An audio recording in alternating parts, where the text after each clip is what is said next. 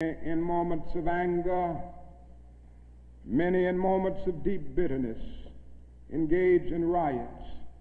And let me say, as I've always said, and I will always continue to say, that riots are socially destructive and self-defeating.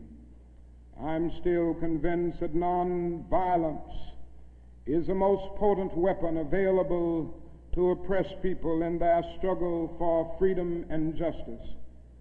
I feel that violence will only create more social problems than they will solve, that in a real sense it is impractical for the Negro to even think of mounting a violent revolution in the United States.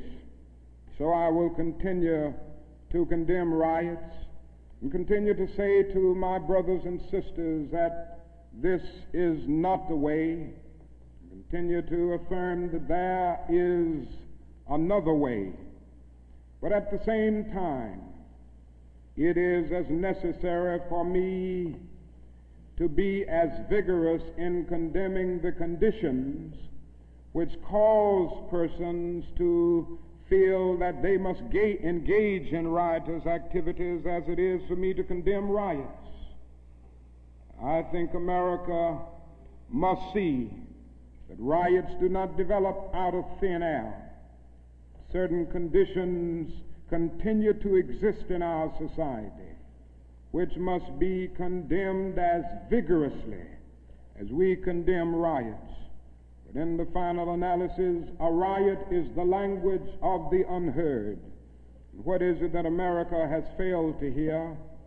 It has failed to hear that the plight of the Negro poor has worsened over the last few years.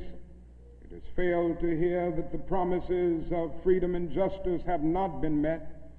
And it has failed to hear that large segments of white society are more concerned about tranquility and the status quo than about justice, equality, and humanity. And so in a real sense, our nation's summers of riots are caused by our nation's winters of delay.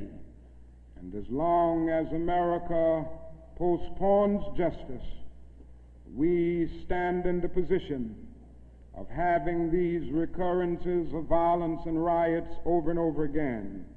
Social justice and progress are the absolute guarantors of riot prevention.